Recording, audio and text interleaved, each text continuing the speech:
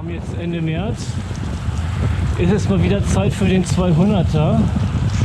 Und hier am Standort Kiel werden beim 200er immer 2 Stück angeboten. Einmal Mitte März, einmal Ende März. Und das ist auch das zweite Jahr, wo es wieder diesen Mixed Brevet gibt, wo man entweder Gravel-Strecke fahren kann oder man fährt Straße. Man kann sogar unterwegs wechseln. Willkommen zum Audax Brevet, bei dem du die Wahl hast, ob Straße oder Gravel, das 200 Kilometer Brevet, ein Brevet, 2 Strecken.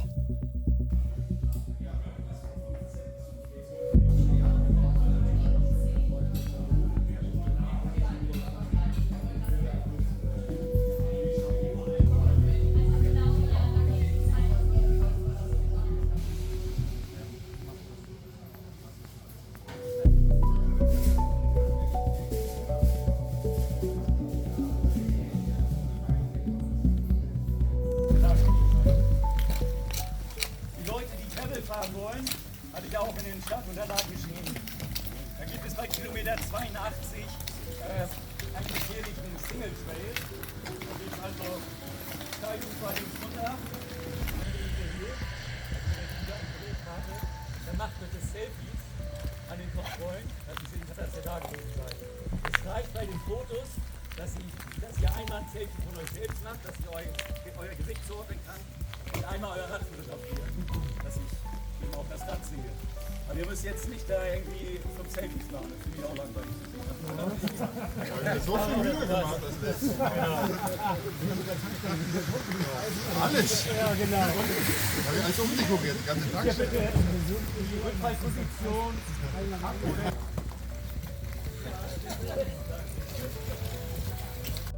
Und das ist auch das zweite Jahr, wo es wieder diesen Mixed Brevet gibt, wo man entweder Gravel-Strecke fahren kann oder man fährt Straße und man kann sogar unterwegs wechseln.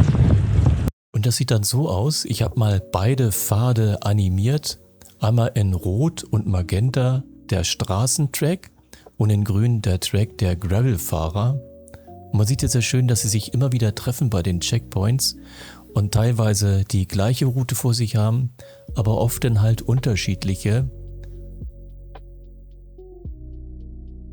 Die 5 Kontrollstellen mit den Durchfahrtszeiten, die wir erreichen müssen, 1000 Höhenmeter gerade mal. Und hier hatte ich aus dem ersten Mal, das war ja 2024, wo dieses besondere Brevet hier in Kiel-Scheenkirchen ausgerichtet wurde, von ein paar Teilnehmern die GPX-Tracks erhalten, sodass ich das mal animieren konnte, wie die nun hier über die beiden verschiedenen Strecken sich dann verteilen und dann sich auch in die Länge ziehen so langsam.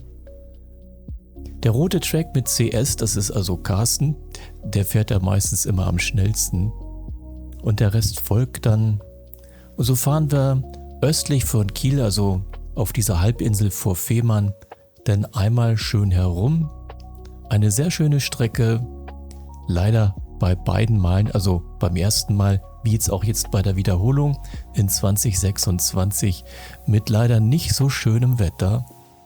Ich hoffe, dass es dann beim nächsten Mal schönes Wetter, trocken mit etwas Sonne gibt und dass es nicht wieder so eine fürchterlich nasse und besonders kalte Tour wird. Sie wird auch recht anfällig, also unterwegs sind viele, die dann irgendwie flicken müssen, auch wiederholt. Ich bin auch dabei. Ja, gestern waren auf der Teilnehmerliste knapp 80 Leute, aber das sind, glaube ich, nicht ganz so viel. Ich schätze mal 50, 60 sind am Start gewesen. Ja, und noch einige, die Gravel fahren, obwohl das die letzten Tage hier ordentlich geregnet hat. Also die Strecken, die nicht befestigt sind, dürften schön aufgeweicht sein. Das gibt bestimmt eine prima Sauerei. Aber wir sind auch schon ziemlich dreckig. Es geht hier schon seit, 90 Minuten. Auch viel durch Feldwege, also landwirtschaftliche Wege mit Schmutz, sodass wir dementsprechend aussehen.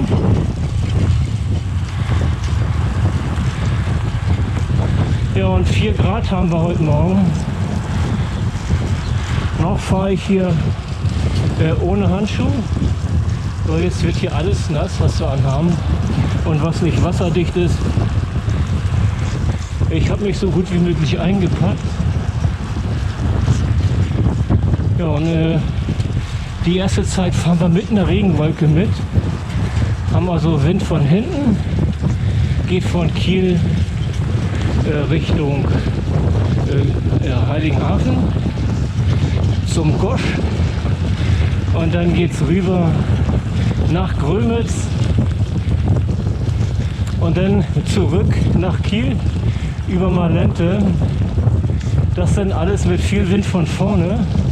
Also jetzt kommt er von hinten, aber also mittelwindig 3 bis 4 Beaufort und nachher frischt er auf. Wenn wir Pech haben, wird es nachher mit 5 Beaufort Wind direkt von vorne gehen. Also der Rückweg dürfte schön anstrengend werden. Trotz des 200ers nur. Ja, und das ist die erste Gruppe.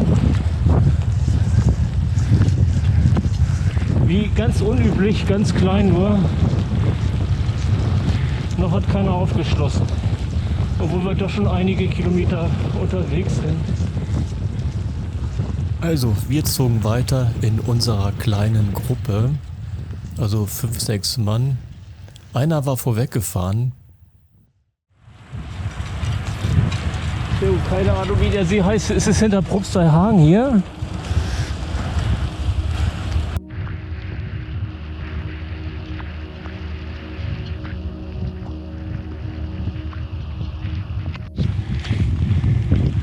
So, einmal falsch abgebogen. Und die Gruppe ist auseinander.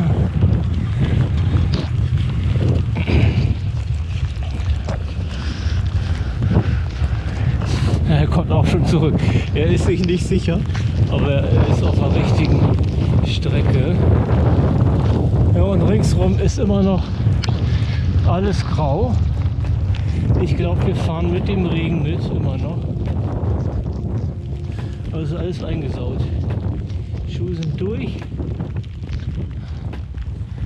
Ja, da kommen die anderen.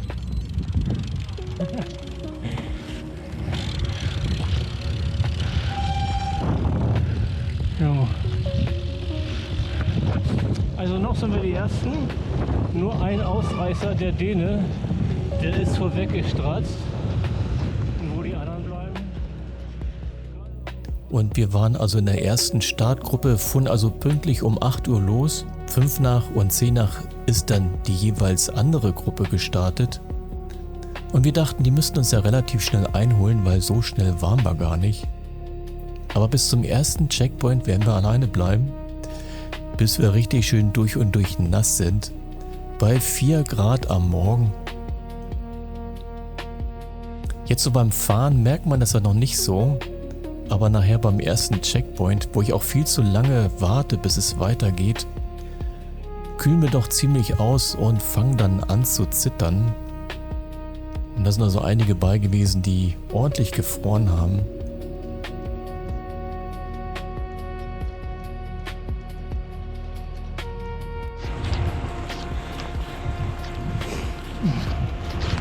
Oh, das knirscht sogar zwischen den Zähnen. Der ganze Sand.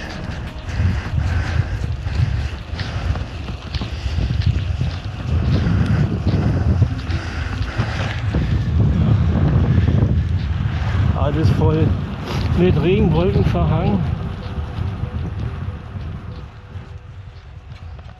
Und die Fahrer, die sich die Gravelstrecke ausgesucht haben, die sind ordentlich schmutzig geworden. Es hat tagelang geregnet, sodass das bestimmt alles schön matschig war auf den Wegen, auf denen die unterwegs waren. Aber auch wir auf der Straße, wir sind nachher auf kleinen Nebenstraßen gefahren, wo also landwirtschaftliche Fahrzeuge langfuhren und ordentlich Dreck hinterließen, sodass also bei uns auch nachher wirklich alles sandig war. Bis einschließlich im Mund, wenn man mal ein bisschen was, also die Zähne zusammennahm, dann merkte man das ordentlich knirschen. Ja, Bremsen, überall war nachher der Sand drin in der Kette. Und es wird seinen Tribut zollen. Also es wird nachher sehr viele Leute geben, die wiederholt flicken müssen, weil die sich Löcher in ihre Reifen fahren.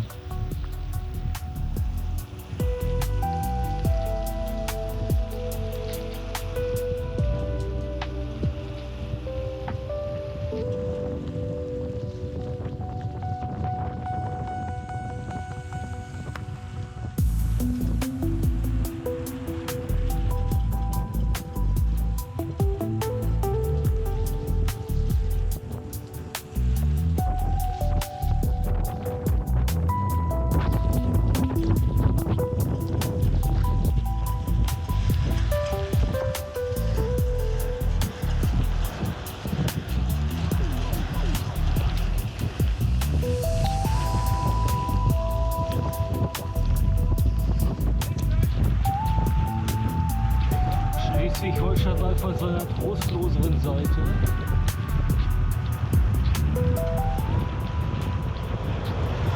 So, ui, Scheiße, ja.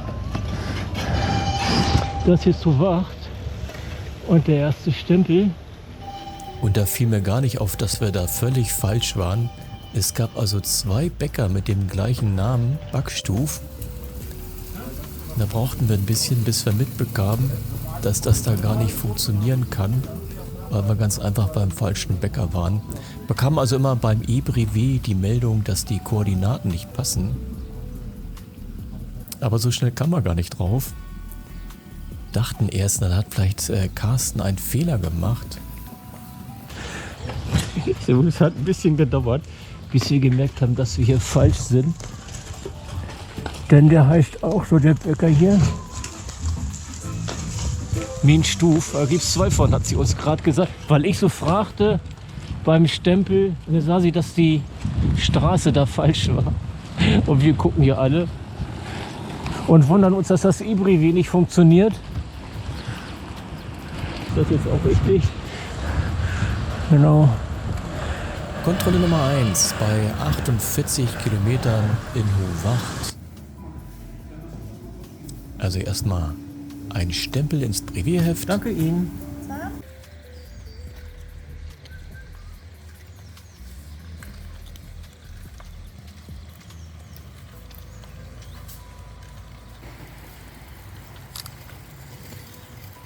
Und das übliche Foto fürs E-Brevet. Jetzt klappte das auch mit der Positionsbestimmung.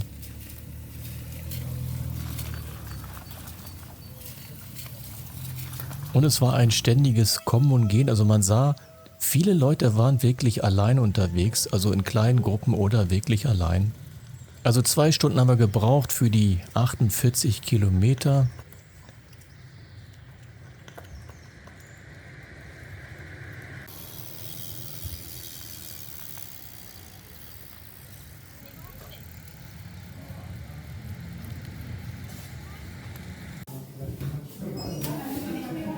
Willst du was trinken?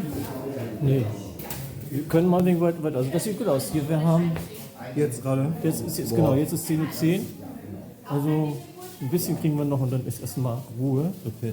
Und das kommt dann auch wohl heute. Ja, wäre schön, wenn das. Von oben kommt nichts mehr. Es ist nur die Straße. Ja, das, ich denke, der Rest wird trocken. Das sieht gut aus. Ja, perfekt. Und der Wind, mal gucken, der ist. Und das sieht noch gut aus. Obwohl hier steht 5 vor. 17 Uhr. Das ist immer noch 5 vor. Von vorne nachher auf dem Rückweg. Ja. Das ist, obwohl es danach nicht aussieht zur Zeit. Aber ich glaube, das ändert sich im Moment, wenn von vorne halt. Ja. Also man sah schon, anfangs hatten wir 4 Grad, nachher wären es 6, im Maximum wären es 7 Grad. Aber nun waren wir da, alle ziemlich durchnässt, einschließlich der Füße. Deshalb besonders unangenehm, wenn die Füße nachher ganz kalt sind. Und so kam einer nach dem anderen. Einige setzten sich rein, frühstückten erstmal, wärmten sich da in der Bäckerei auf. Und ich mache hier definitiv einen Fehler, bleib einfach zu lange, friere dann ordentlich. Der sieht dann noch richtig sauber aus. Insgesamt 45 Minuten bleibe ich. Das sieht aus, als wenn er nicht, im Schlamm war. Aber hier sieht man das, also dir sieht man das auch auf dem Rücken klasse an. Ja. Ja, also ich zitter hier, obwohl meine Socken noch trocken sind. Der Kollege zittert auch. Ja.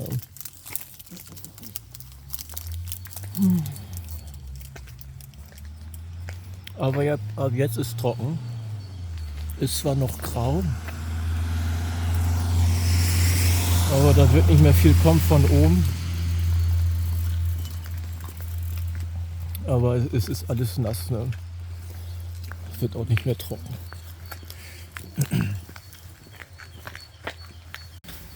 Ja, die hat aber eine geile Lampe. Und auch Ventile habe ich noch nie gesehen. Mit Schalausführung.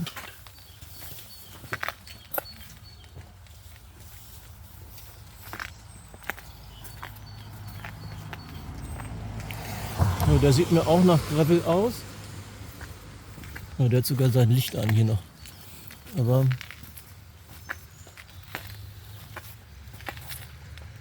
ja, also die Aufnahme wird ein bisschen wackeln, weil ich echt durch und durch zitter. Ja. Und das sind auch Gravelbikes.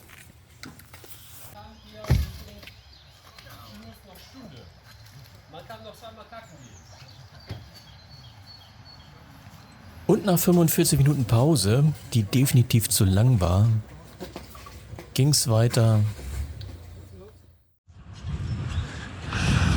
Ja, das hat sich diesmal ziemlich schnell zerrissen, die Gruppe. Da sind schon einige wieder weiter. Also jetzt sind wir zu viert, da vorne sind es zwei und jetzt wir beide. Start zur Etappe 2. Und der nächste Punkt hier ist dann Heiligenhafen. Und so bleiben wir erstmal in einer Zweiergruppe. Ich fahre also die ganze Zeit mit Max und mit seinem genialen Bike aus Titan, maßangefertigt. Also gefällt mir unheimlich gut sein Rad. Seine Speichen sind aus Dyneema-Seilen. Muss unheimlich gut alle Stöße wegnehmen. Tat einem richtig leid, dass man so ein geiles Bike über solch schmutzige Straßen scheucht. Ja, hier als eins zerlegt ein Schlauch.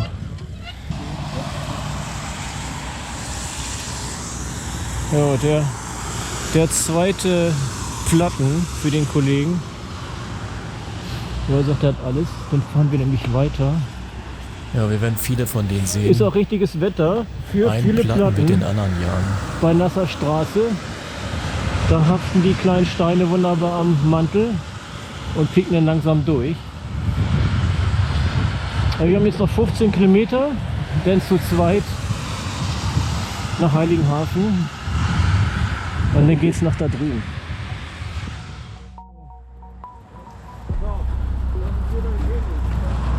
Ja, da vorne kommt man wohl nicht rauf. Ja. Hier schickt uns Carsten lang.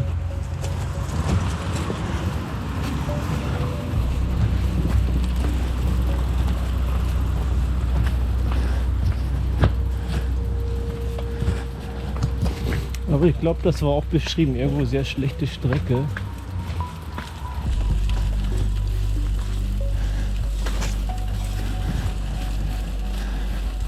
Und so sahen halt wirklich viele Straßen aus, so kleinere Wege zwischen den Feldern, zwar geteert, aber dann in der Mitte oft schlammig von landwirtschaftlichen Fahrzeugen.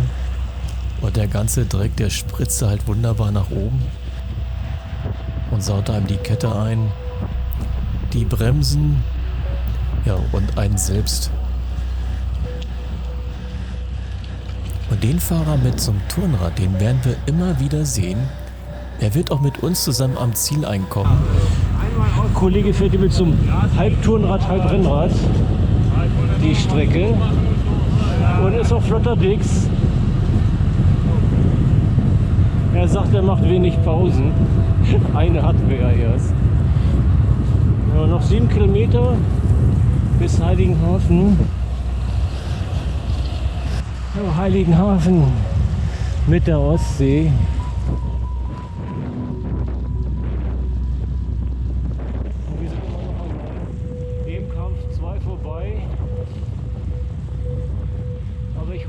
dass wir jetzt gleich bei Gosch diverse Fahrradfahrer treffen, die dann auch los wollen wieder.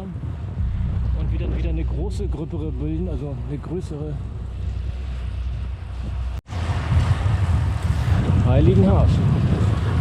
Mit der Ostsee. Hier geht es gleich runter den Berg. Und dann zum Hafen runter. Zum Gosch.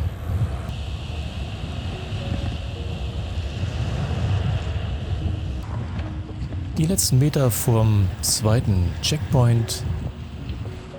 Kontrolle 2 nach 87 Kilometern. Der zweite Checkpoint. Wo sind gar nicht so viel da. Gosch muss zu sehen sein. Und Fahrräder. Ja, die Meldung Nee. hatte ich auch noch nie gehabt, dass er dann die Karte da einblendet. Nochmal. Also wenn es nicht klappt, einen Reload und dann neu versuchen.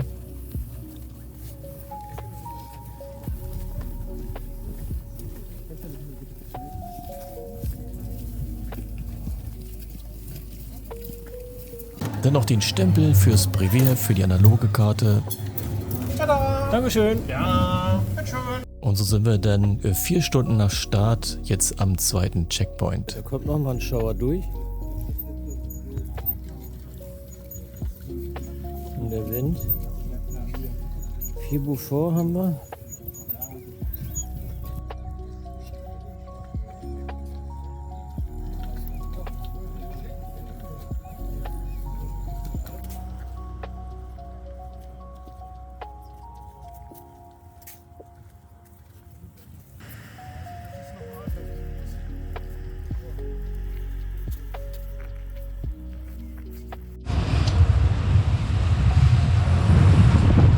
Das war nur ein kurzer Break.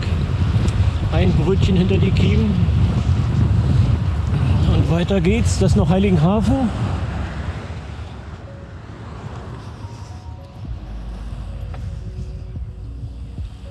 Also Start zur Etappe 3 Richtung Grömitz.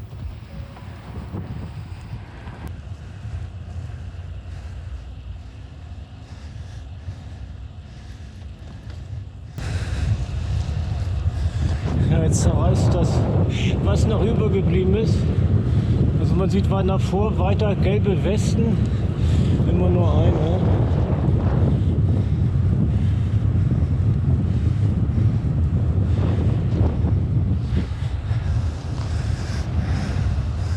Also auf nach Grömitz jetzt.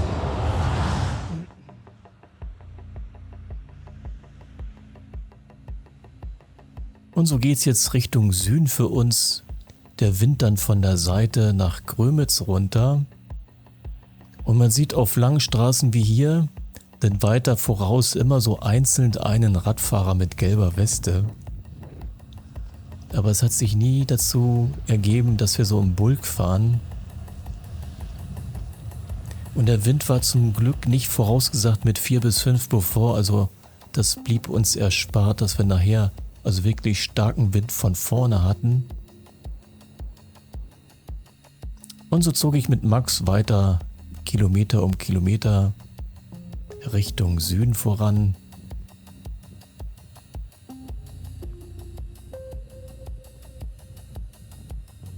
Und die Leute, die wir treffen, stehen dann immer am Straßenrand und flicken ihre Reifen.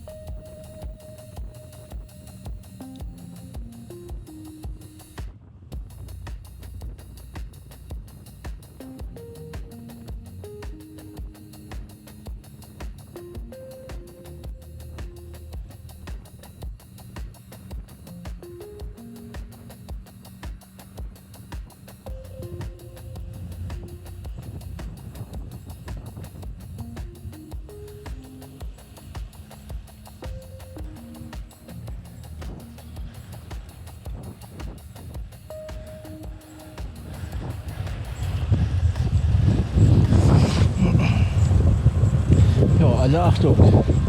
Schweres Tourenbike mit extra dicken Schloss noch. Und der hier auch. Das ist eher ein Tourenbike als ein Rennrad.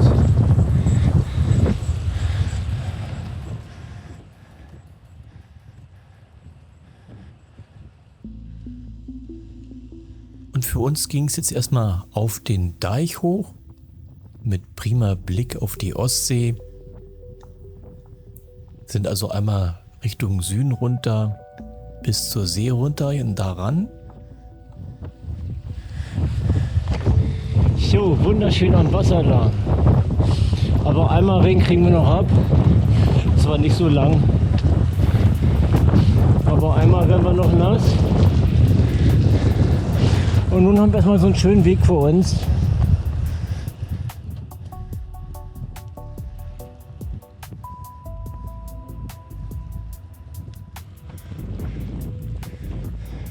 Nächster Platten. Ja. Bei mir war zum Glück noch nichts.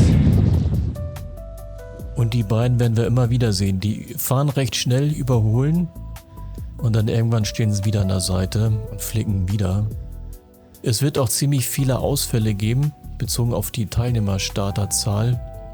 Also einige, besonders die, die halt wirklich gut und lange Touren fahren können, ja, die schaffen es nicht ins Ziel. Ich nehme an, wegen technischer Probleme, die sie dann unterwegs nicht handeln konnten.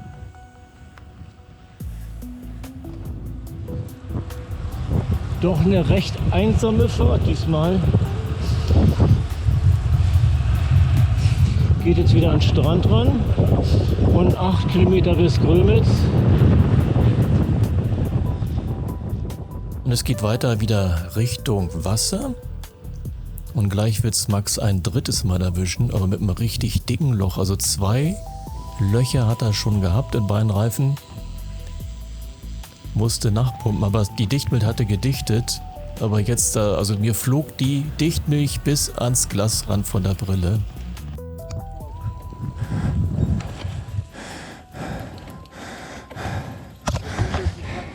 Das dritte Loch. Kam ihm richtig dort raus. Wenn ich jetzt weiterfahre, Also sie flog wirklich überall rum. Die Straße war voll mit Dichtmilch. ich brauche, Und das Rad. damit ihr das jetzt mit dem Plug abdichtet. Plug rein. Meinst du, dass ich weiß nicht, ist da ein zweiter dazu, daneben? Es ist ja echt ein Riesenraum. Ich mache mir so welche rein, die sind 2 mm. Das ist ja irgendwie 4 mm oder sowas hier. Ja, die müssen so rausstehen. Also schau. Ja, aber auch so dick. Also Ja, aber das ist hier der erste hier vorne. Da ist nichts davon. ja, das ist, der sieht nicht gut aus. Ja, mich wundert das jetzt, dass das nicht gehalten hat, dass da so viel wieder rausgekommen ist. Ja, hier sieht man noch die Spur. Ja.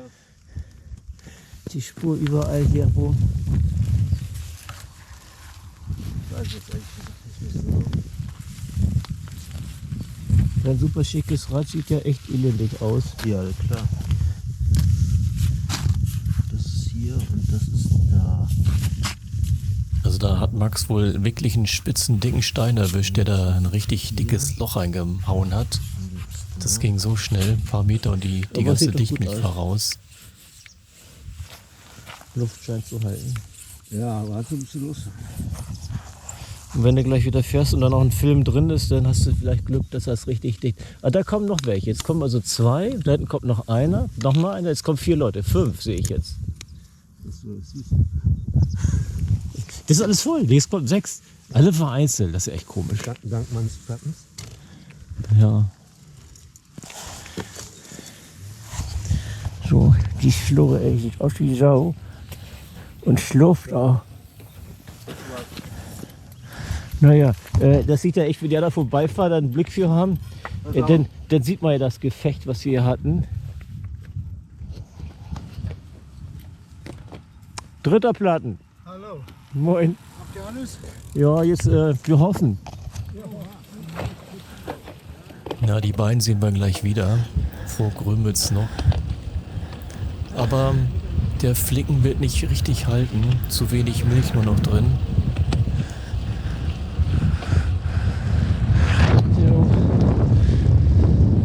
Ah, es ist mal wieder richtig kalt geworden. Aber vom Regen ist noch nichts zu sehen, der noch durch soll.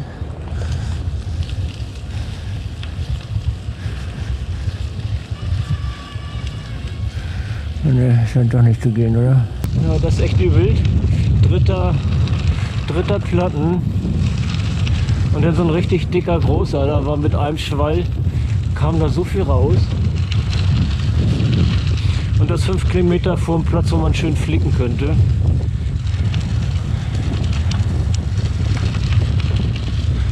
Ja, komm, vielleicht holt er auf. Ich wollte weiter, mir ist so kalt. Wir haben immer noch 4 Grad. Die Klamotten sind nass.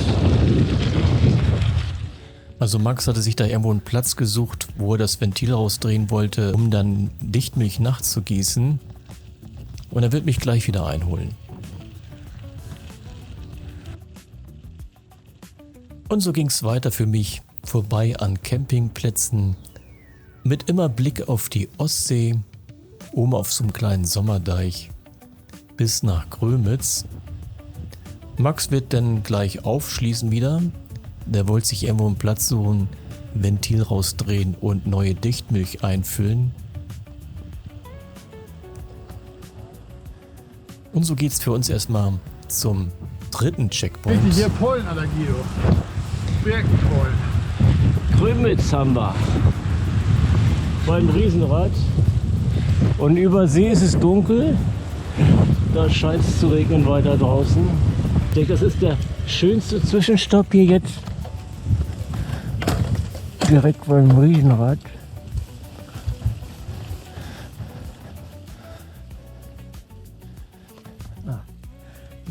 Also zumindest im Sommer bei gutem Wetter ist da garantiert sehr viel los. Aber auch bei so schlechtem Wetter. Also wirklich ein schöner Spot, um da einen Checkpoint oder Kontrollpunkt zu machen. Aber ich werde nicht lange bleiben. Also Kontrolle 3 nach 126 Kilometern. Siehst du? Perfekt.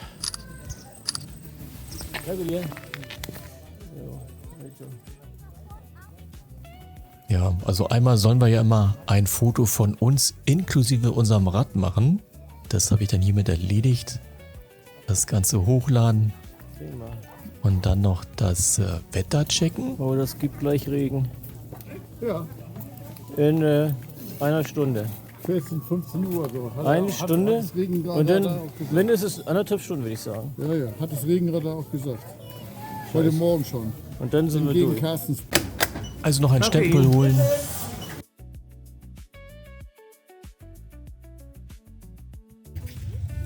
Einige gehen noch was essen, was Warmes. Aber mich zieht's weiter. Lange wollte ich nicht hier bleiben. Start zur Etappe 4. Und weiter geht's. Jetzt bin ich ganz allein. Weil ich denke mal, unterwegs werde ich schon noch jemanden treffen. Da kommt der nächste. Ah, er hat es geschafft. Wir sind aus Grömitz jetzt raus. Der Wind ist doch nicht so stark wie angesagt. Aber der Regen kommt. Da hinten schön dunkel. Und so fuhr ich eine Weile mit den beiden Tourenradfahrern, die durch konstantes Fahren mit ganz kurzen Pausen, doch mit vielen Rennradfahrern, auch mit denen, die wirklich in der Regel sehr schnell unterwegs sind, immer gleich blieben auf der Strecke. Und alles, was trocken war bislang oder was wieder getrocknet ist, wird gleich alles wieder nass werden. Konnte man wirklich sehen, wie hinten aus den dunklen Wolken voraus der Regen rausfiel. Krumbeck. Ja, so ein ganz uriges altes Dorf mit kleinen Häuschen. Und die letzten Minuten, die letzten Meter, die wir noch trocken fahren. Und dann geht der Regen wieder los.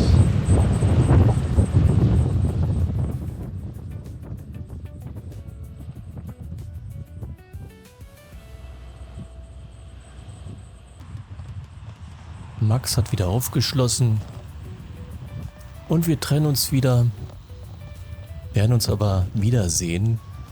In Malente schließen die beiden wieder auf.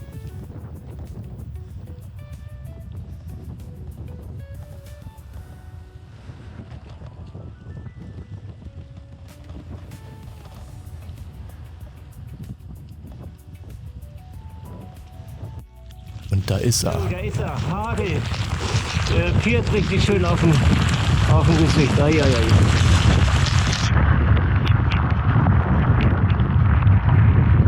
Ja, das ist gut. Kaltes Wetter und dann Hagel. Und die Bremsen so.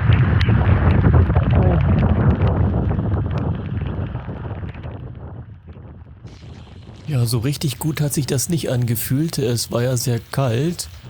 Da ist die Haut dann ein bisschen empfindlicher. Und dann knallte einem so mit Wind von vorne Hagel ins Gesicht und auf die Hände. Das goss so richtig los. Und wir fuhren also wirklich durch eine schöne Gegend mit so schönen Gutshäusern an kleinen Seen und Teichen vorbei. Ja, das leider aber zu dem schlechten Wetter. Nicht ganz so meine Welt, also ich fahre deutlich lieber, wahrscheinlich wie alle, wenn die Sonne scheint, es warm ist.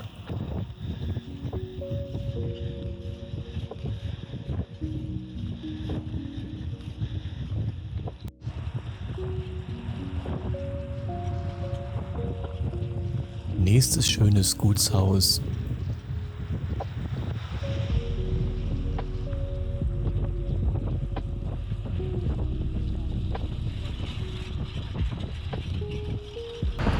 Und die vorletzte Kontrolle. Der letzte Checkpoint oder letzte Zwischenhalt vom Ziel, das ist Malente. Einer ist da.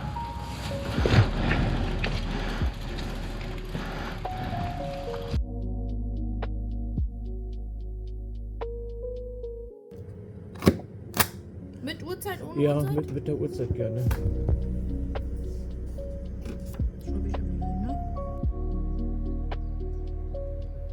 Aber auch hier haben wir nicht lange verweilt. Ein paar kamen noch. Aber dann sind wir dann auch rasch weiter. Den letzten Schlag. Und kaum aus Blende raus. Nächster Platten. Nächster Platten. Ja. Damit Dein habe ich erster die ganze oder? Zeit gerechnet. Ist dein erster jetzt oder? Der erste reicht ja auch.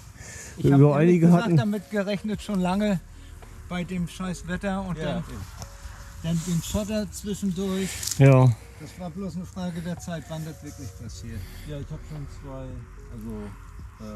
kleine Platz im zweiten Menschen.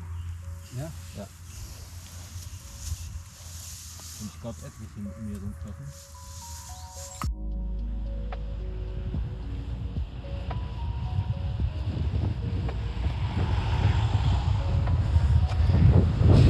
Halb 6 haben wir jetzt. Das ist hier Silent. 18 Kilometer noch bis zum Ziel. Und der Himmel wird so ein bisschen heller. Zum Schluss nochmal für die letzte Stunde. Kann man so einen Tick von der Sonne sehen.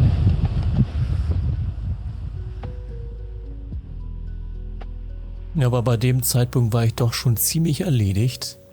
Irgendwie hat Kälte und Regen mir ordentlich zugesetzt. Also die Entfernung dürfte es eigentlich nicht sein. Und ich wurde mal langsamer und zog dann so langsam die Kilometer um Kilometer Richtung Kiel hinter mich. Mit tiefstehender Sonne.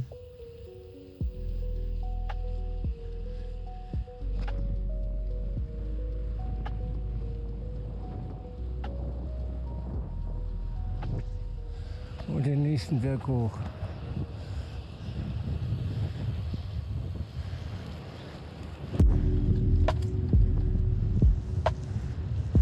Die letzten Kilometer. So, ich habe es geschafft.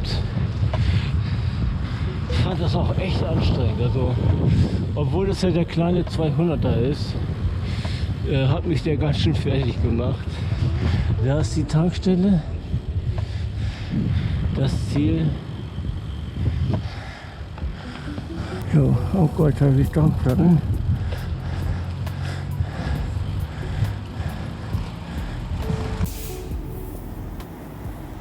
Mich hat gewundert, dass es nur ein Einruf hat. Ja, mich auch. Gerade die beiden Schnellen, die haben wahrscheinlich doch mehr gebraucht. Hast du Brevet beenden gedrückt?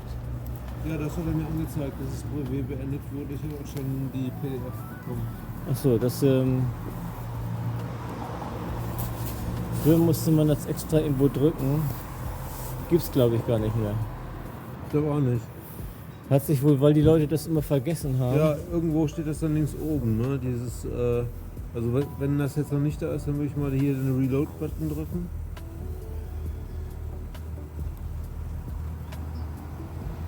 Achso, die 500, die, ja. Okay, danke Ihnen. Ja, reicht schon.